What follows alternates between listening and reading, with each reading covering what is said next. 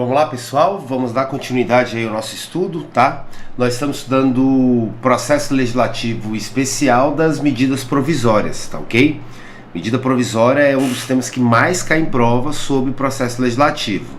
Antes da gente dar continuidade de onde nós paramos, vamos só lembrar aqui, ó, processo legislativo especial das medidas provisórias.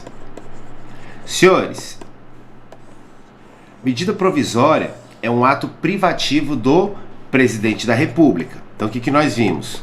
O presidente da República, diante de uma situação de urgência e cumulativamente relevância, ele poderá editar, né? Ele edita e faz publicar uma medida provisória. E essa medida provisória, senhores, o grande segredo dela é que ela já tem efeitos imediatos, não é isso? Ela gera efeitos imediatos desde a sua edição e publicação. Então ela já tem validade. Por ter efeitos imediatos, ela tem força de lei.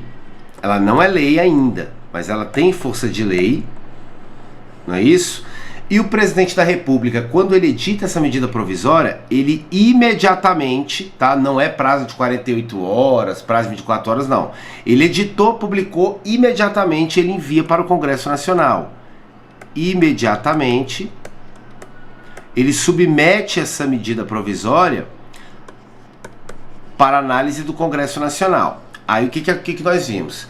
Chegou no Congresso Nacional, a pessoa do presidente do Senado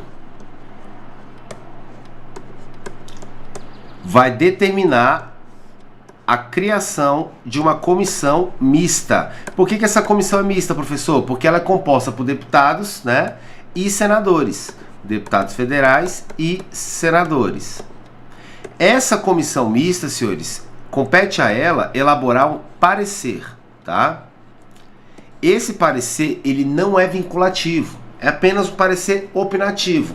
Essa comissão mista vai analisar a medida provisória, vai realizar o parecer e vai enviar para a casa iniciadora, para o plenário da casa iniciadora. No caso aqui, como a medida provisória é de competência privativa do presidente da República, a casa iniciadora será necessariamente a Câmara dos Deputados. A Câmara dos Deputados. Beleza. Chegou lá na casa iniciadora, a Câmara, no plenário, não é isso? Em plenário. Chegou lá no plenário da casa iniciadora, que é a Câmara dos Deputados. Primeiro eu vou fazer uma análise de constitucionalidade, ou seja, primeiro eu vou verificar se essa medida está atendendo os requisitos constitucionais, como, por exemplo, a questão aqui da relevância e da urgência. Tá. Verificado isso, estando tudo ok, entendendo a casa iniciadora que realmente se trata de situação de relevância e urgência, aí sim o plenário ele vai decidir, ele vai fazer a análise do mérito. Aí ele vai analisar, né, o plenário da Câmara, o conteúdo daquela medida. E aqui nasce para a casa iniciadora 3 possibilidades, tá? Aqui a casa iniciadora poderá primeiramente rejeitar a medida provisória, e aí nesse caso a gente vai ver o que acontece. Poderá aprovar a medida provisória sem alterá-la, aprovar sem emendas, ou poderá aprovar a medida provisória com alterações, aprovar com emendas. E aí você vai ver comigo que quando a casa iniciadora ela aprova a medida provisória alterando alguma coisa do texto inicial lá, realizado lá atrás pelo presidente da República, a partir desse momento, essa medida provisória ela é convertida em projeto de lei de conversão, tá? Deixa de ser uma medida provisória né? E passa a ser um projeto de lei de conversão. Agora, cuidado, você vai aprender comigo que quando isso acontece, não é que a medida provisória ela deixa de produzir efeitos. Ela continua produzindo efeitos, por quê? Porque ela tem efeitos imediatos, né? Ela só é transformada num projeto de lei de conversão, mas continua valendo, né, aquilo que está determinado na medida, tá ok? Beleza. A medida provisória, o nome já diz, provisória. Então ela tem prazo de validade. Qual é o prazo de validade da medida provisória? 60 dias, prorrogados automaticamente se não tiver finalizado todo o processo legislativo em mais 60 dias. Esse período aqui, esse prazo de validade, ele é contabilizado, ele é contado, tá? De forma contínua. Então não paralisa ali por causa de final de semana, feriado e etc. A única observação que você tem que tomar cuidado é que eu vou suspender o prazo de validade, né? Eu vou suspender a contagem do prazo de validade durante o recesso parlamentar. Então olha só, cuidado com esse peguinha. Quando eu falo que eu suspendo a contagem do prazo de validade, não significa que durante o recesso parlamentar a medida provisória para de vigorar, para de valer. Não, ela continua valendo. O que eu vou suspender, o que eu vou paralisar é a contagem desse prazo aqui de validade. Então, exemplo, chegamos ali no dia 23 de dezembro, recesso parlamentar. Estávamos no 32º dia da medida provisória. Eu paro aqui a contagem e lá no dia 2 de fevereiro eu retorno de onde eu parei. Então vai lá no dia 2 de fevereiro, vamos lá, 33 dias, 34, 35º, 36º e assim sucessivamente até esgotar o prazo de validade dela, tá ok? Beleza, isso aqui nós já estudamos, tá? Foi só um feedback. O que nós vamos trabalhar agora? Aqui, ó, a casa iniciadora, ela não recebeu? O plenário não tem 3 opções? Nós vamos trabalhar exatamente isso aqui, ó, nesse momento. Nós vamos verificar o que acontece se a casa iniciadora rejeitar, o que acontece se ela aprovar sem emendas e o que acontece se ela aprovar com emendas. Beleza? Então olha só, ao chegar à Câmara dos Deputados, né, que é a casa iniciadora necessariamente nesse caso, uma vez que a medida provisória ela é editada pelo Presidente da República, a medida será encaminhada diretamente ao plenário da respectiva Casa Legislativa. Então já vai direto para o plenário da Câmara, não passa por outras comissões. A comissão que tinha que analisar já analisou, que é a comissão mista. Então a medida provisória ela não vai para a CCJ, Comissão de Constituição e Justiça, tá? Ela vai direto para o plenário da Casa, tá? Não passa por comissões parlamentares, tá? Sendo que na deliberação em plenário, a primeira coisa que deve ser feito é ser analisada a constitucionalidade da medida, que é o que a CCJ iria fazer se tivesse participação.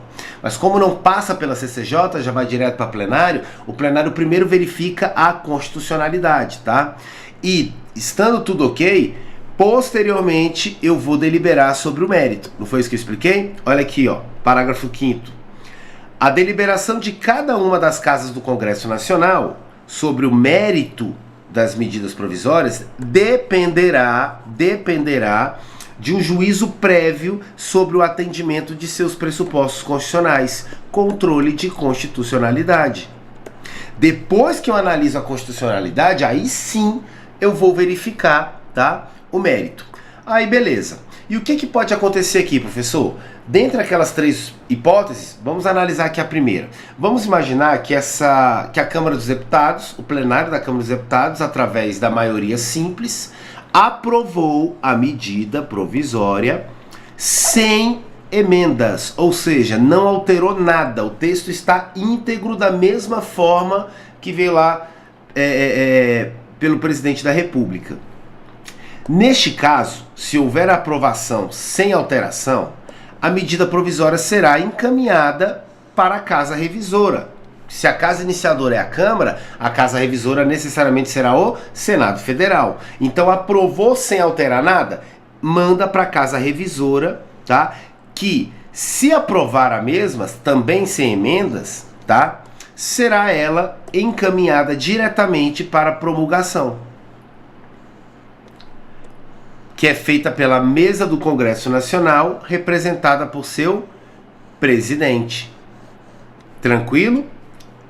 Note que neste caso não haverá deliberação executiva, diferentemente do que acontece lá no processo legislativo das leis ordinárias, tá? Mesmo havendo aprovação sem alterações, sem emendas, deverá o referido projeto ser submetido à deliberação executiva, tá? A medida provisória aprovada, por maioria simples, será convertida em lei ordinária. Então, olha só, o que eu tenho aqui, senhores? O que eu tenho aqui? Eu tenho o seguinte, ó, essa primeira possibilidade que eu tenho, que é a aprovação sem emendas, sem alteração, pela casa iniciadora,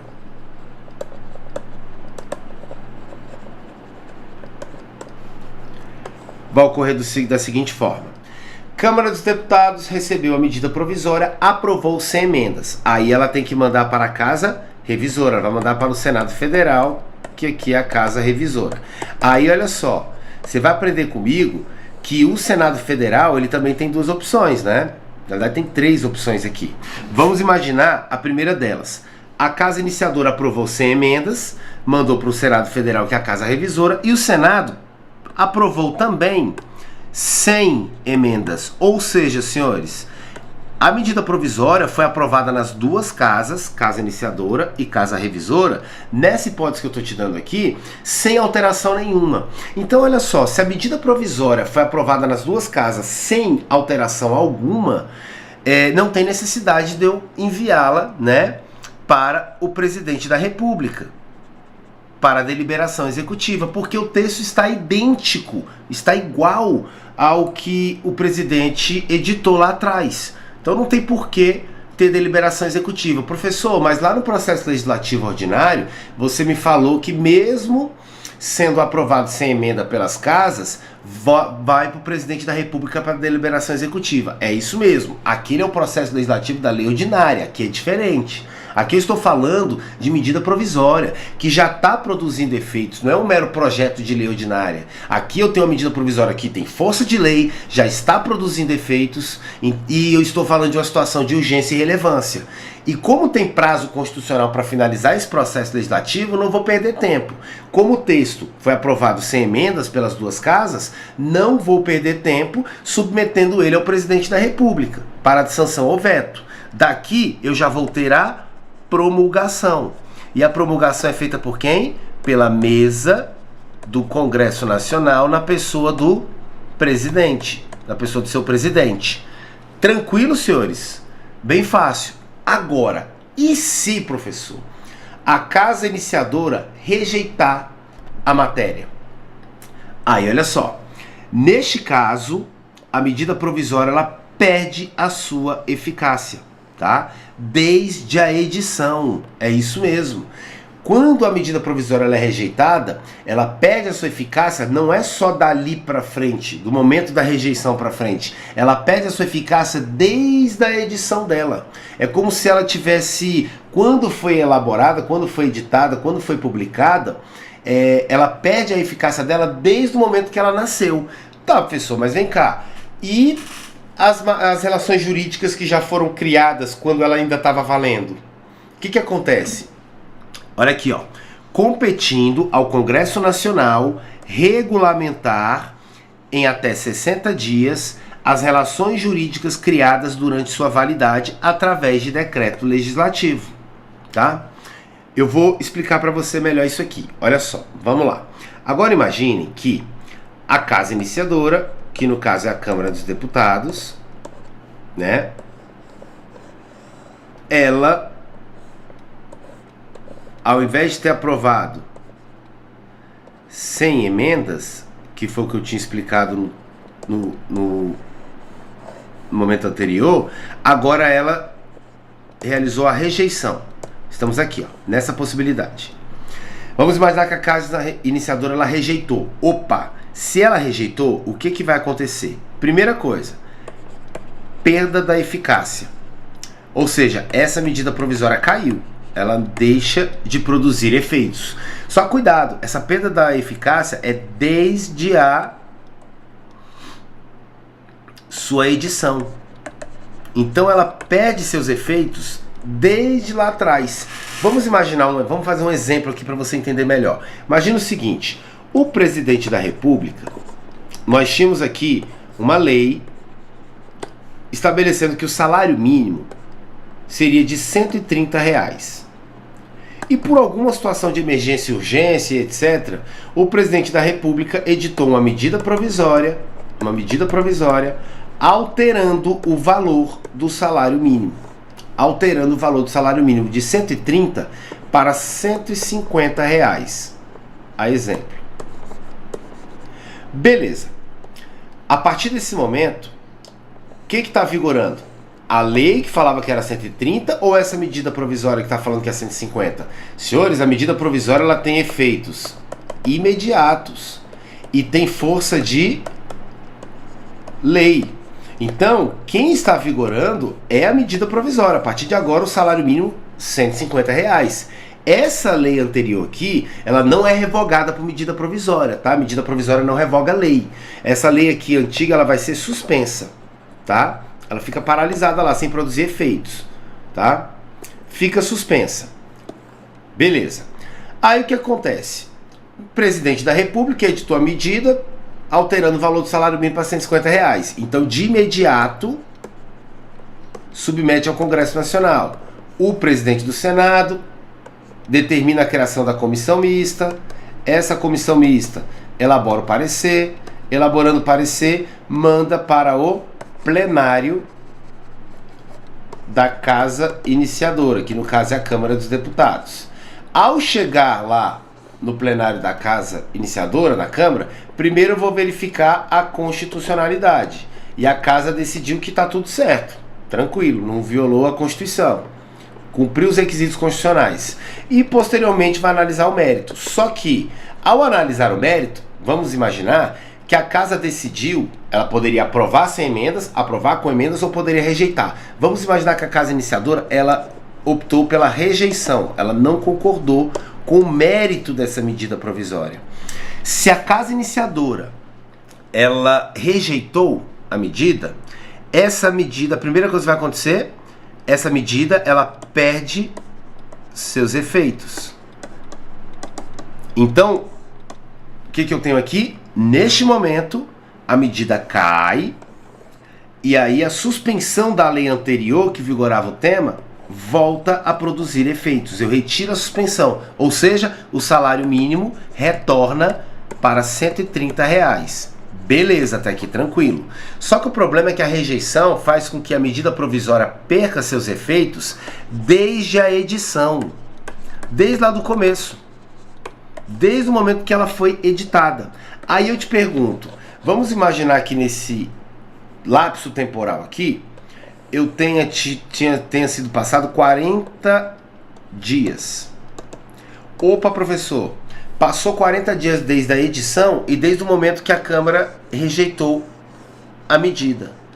Professor, se passou 40 dias, inúmeros brasileiros que recebem salário mínimo receberam o valor de R$ 150, porque ela estava vigorando, ela estava produzindo efeitos. E aí? E essa galerinha aí que recebeu R$ 20 a mais, que recebeu 150 ao invés dos 130. Porque se você falou que ela perde seus efeitos desde a edição, ela perde seus efeitos desde aqui do comecinho dela.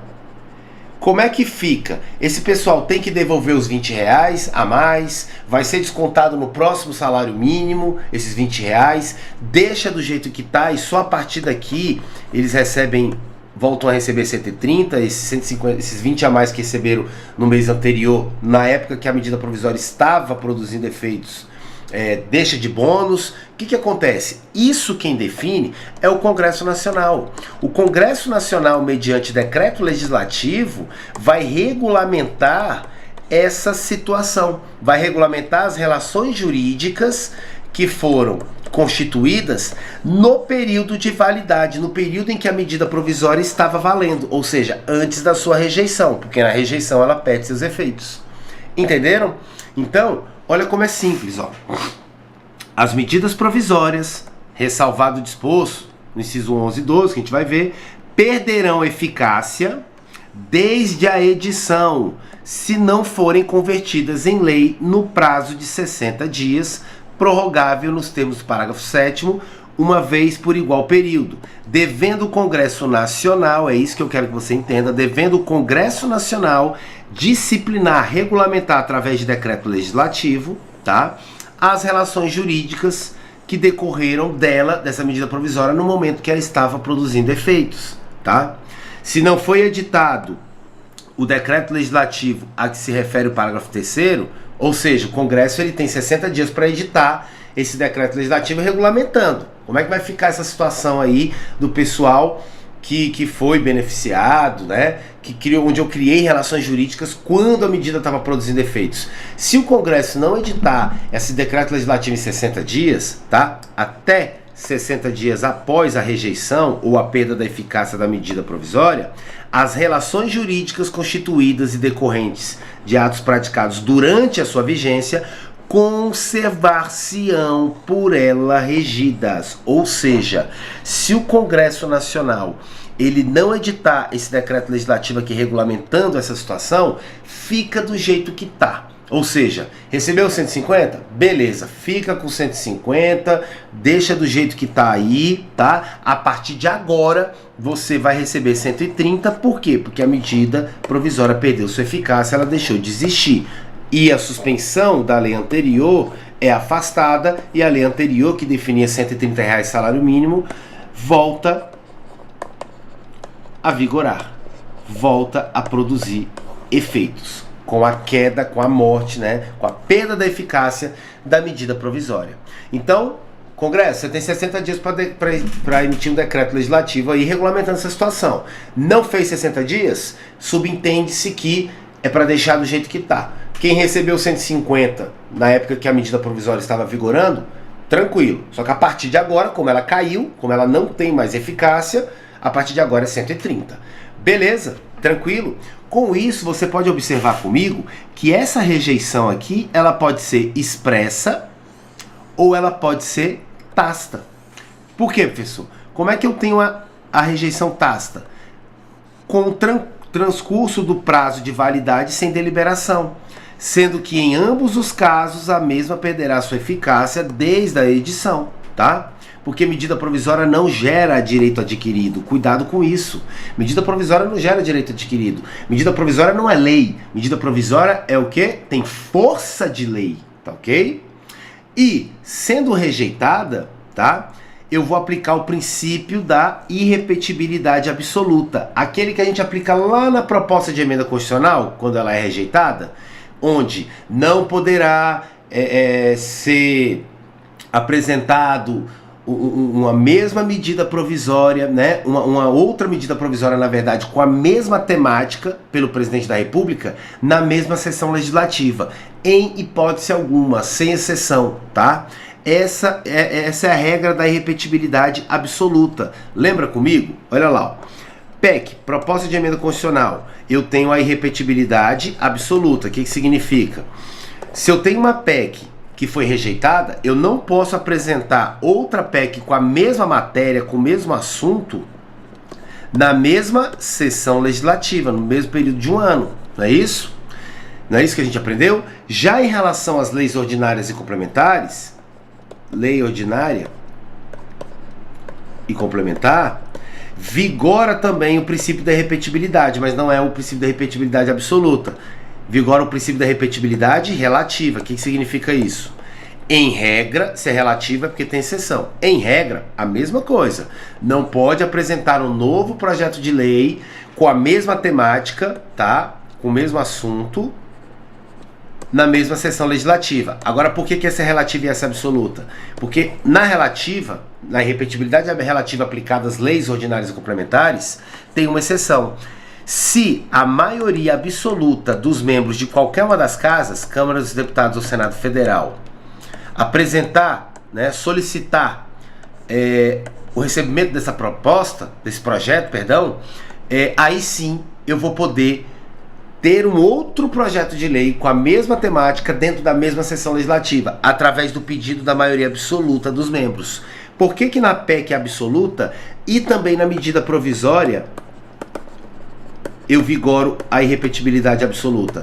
Porque aqui, se a medida provisória né, ela foi rejeitada, se a PEC foi rejeitada, não pode ser objeto de uma nova PEC ou de uma nova medida provisória na mesma sessão legislativa, sendo que a medida ou a PEC utilize o mesmo assunto como objeto, tá? Em hipótese alguma. Ou seja, mesmo diante do pedido da maioria absoluta dos membros de qualquer uma das casas, não pode medida provisória versar sobre tema de uma outra medida provisória que foi rejeitada.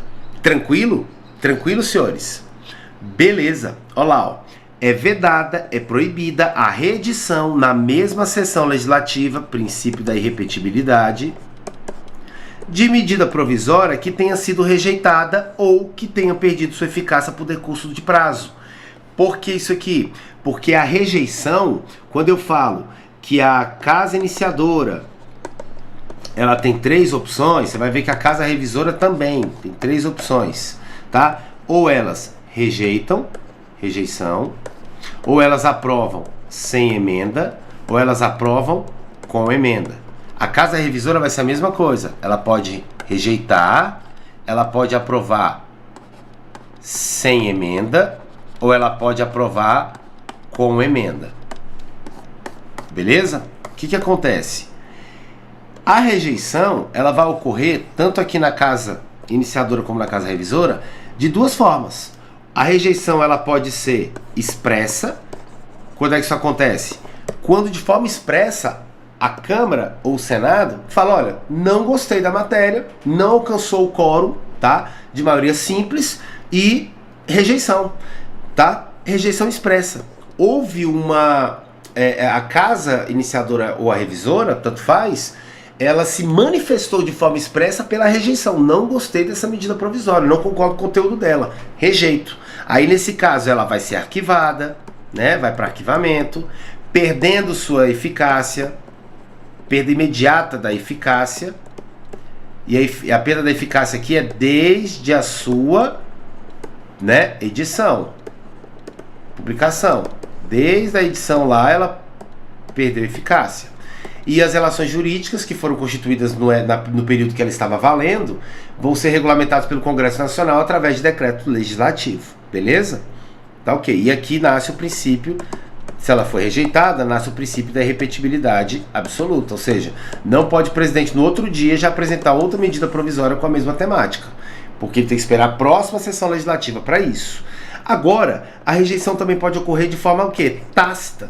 Ou seja, não é que a casa, de forma expressa, rejeitou a medida. Na verdade, a medida extrapolou o seu prazo de validade, 60 dias, prorrogado por mais 60 dias, e, ao ultrapassar esse período, não houve deliberação, não houve decisão, né, sobre a aprovação ou rejeição pelas casas.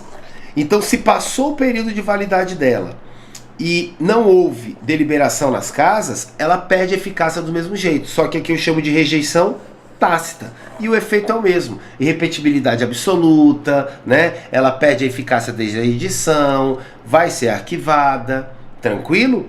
Fácil? Beleza, né? É bem tranquilinho, senhores. Beleza. Então vamos lá. Agora vem cá.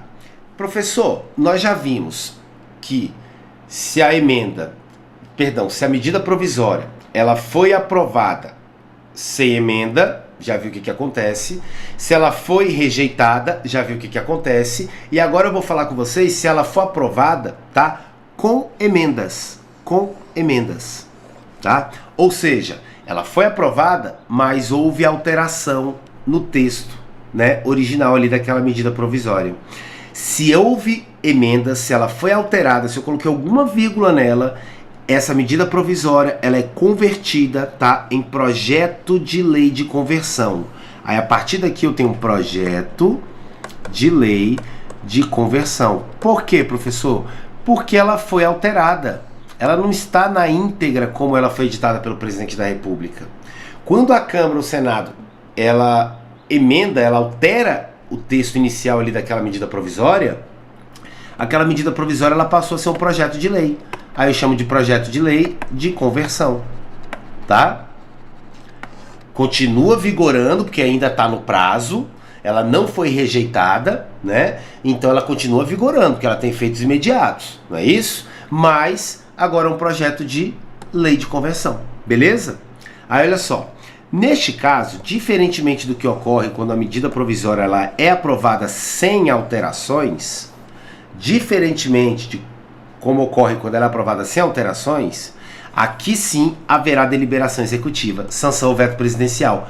Por quê? Porque, senhores, agora o texto não está igual àquele que foi editado pelo presidente da República. A partir do momento que a Casa Legislativa ela alterou o contexto, né, o conteúdo da medida provisória, agora eu preciso, depois dela ser aprovada pelas duas casas, que ela seja submetida à sanção ou veto presidencial. Se não tem nenhuma alteração, aí não precisa da deliberação executiva, não precisa de sanção ou veto do presidente, tá igualzinho como ele fez, já vai direto para publicação, para promulgação, não é isso? Mas se alterou, se tem emenda, tem que passar pela deliberação executiva. Então olha só, aprovado projeto de lei de conversão, por quê? Porque agora a medida provisória foi alterada. Aprovado o projeto de lei de conversão, alterando o texto original da medida provisória, esta manter-se-á integralmente em vigor, tá? Ela vai manter em vigor até que seja sancionado ou vetado o projeto pelo presidente da República. Então ela vai para a deliberação executiva, tá ok? Deverá as casas legislativas respeitarem a vedação ao contrabando legislativo, que a gente chama, também conhecido como jabuti legislativo. O que é isso, professor? É o ato de incluir no texto inicial da medida provisória dispositivo que não possui relação nenhuma, pertinência temática nenhuma com o conteúdo objeto da medida. Então vou te dar um exemplo. O presidente editou a medida provisória, foi lá para a Câmara. Câmara dos Deputados, ela até aprovou, mas aprovou com emendas, alterando. Só que o que aconteceu? Vamos imaginar que a Câmara, ela incluiu nessa medida provisória um tema específico. Então vamos imaginar que essa medida provisória está versando sobre salário mínimo. E aí a Câmara inclui aqui, por exemplo, a extinção do exame da OAB. Senhores, o que tem a ver exame da OAB com salário mínimo? Você concorda comigo que essa inclusão, essa alteração que a Câmara fez aqui, ela não tem relação temática, ela não tem pertinência temática, ela não tem relação nenhuma com o tema objeto da medida provisória?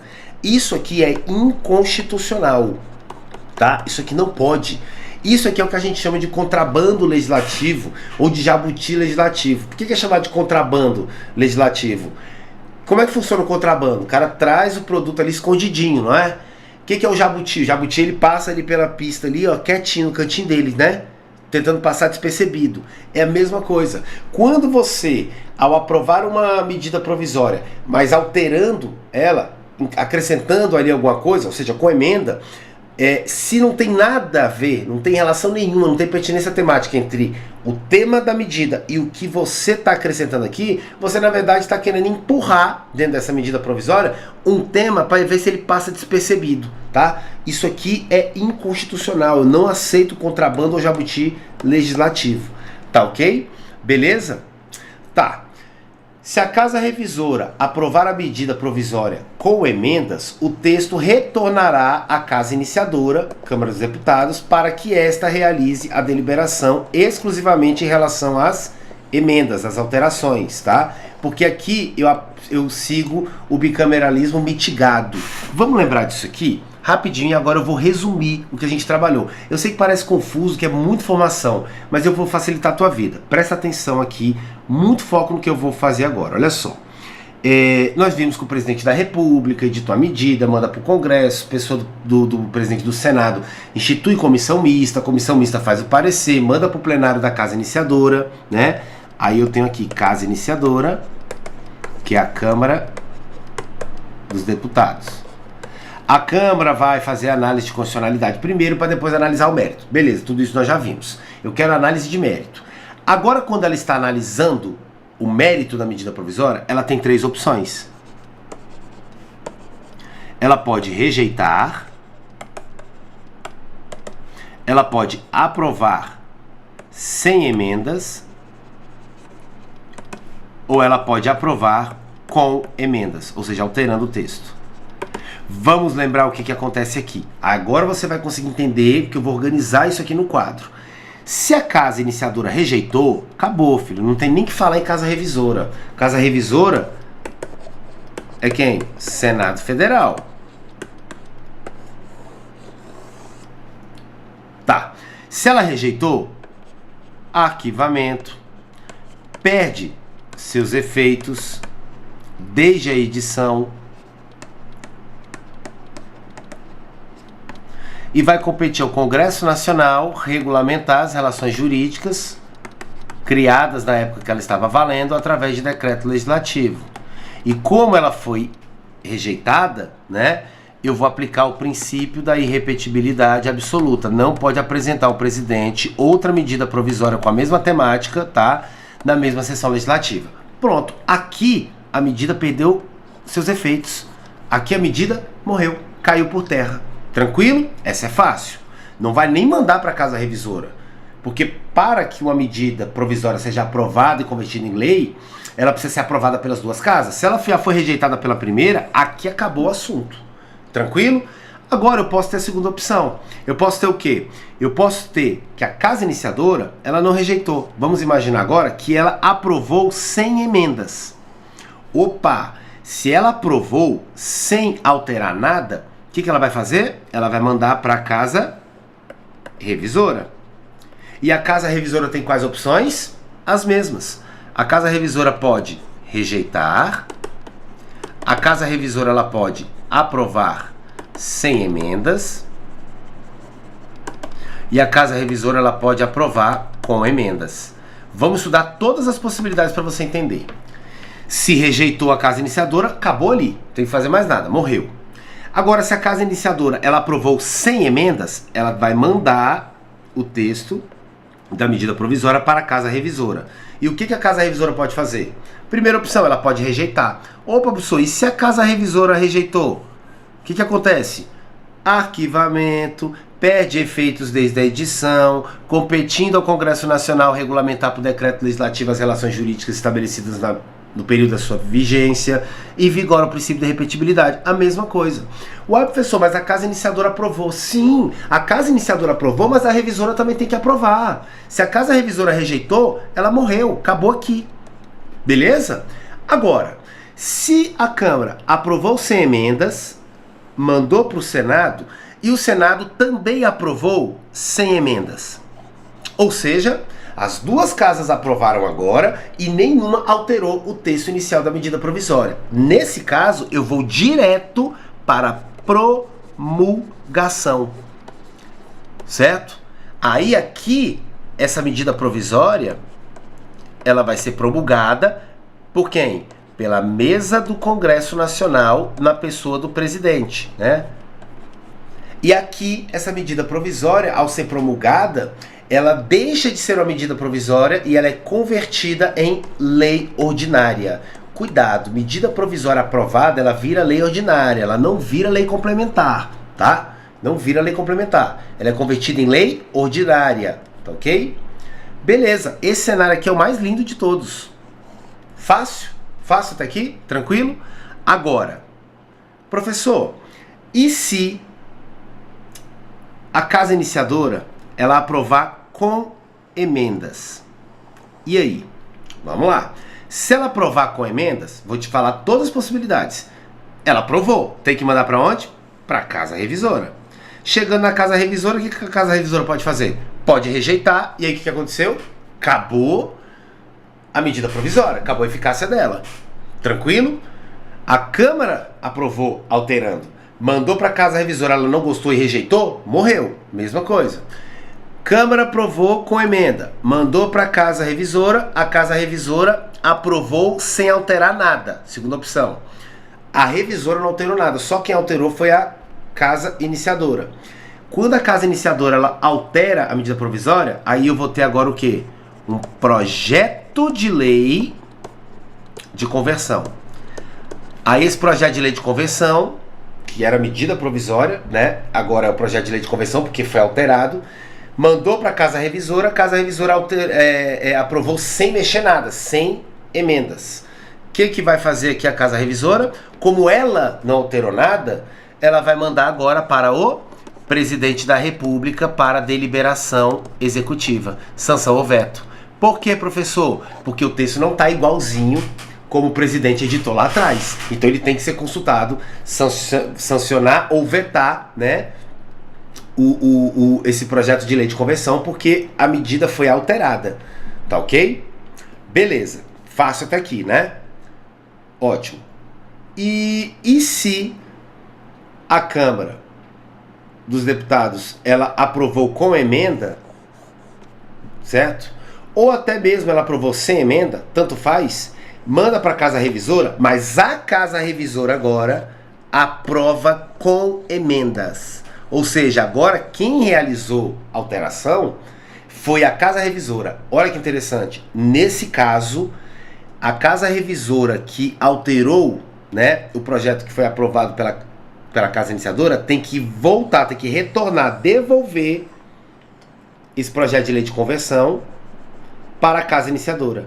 E a Casa Iniciadora, ela vai analisar, tá? Ela vai analisar as emendas realizadas pela Casa Revisora. E aí o que a Casa Iniciadora pode fazer? Ou ela aprova as emendas feitas pelo Senado, ou ela rejeita. E se ela rejeitar, senhores, tá? A Casa Iniciadora, aqui, no processo legislativo da medida provisória, eu vou seguir o mesmo raciocínio que eu sigo lá para o processo legislativo das leis ordinárias. A Casa Iniciadora, ela tem prevalência, ela tem mais força que a Casa Revisora. Então, se ela não gostou das alterações feitas pela Casa Revisora, o que vai ser feito aqui?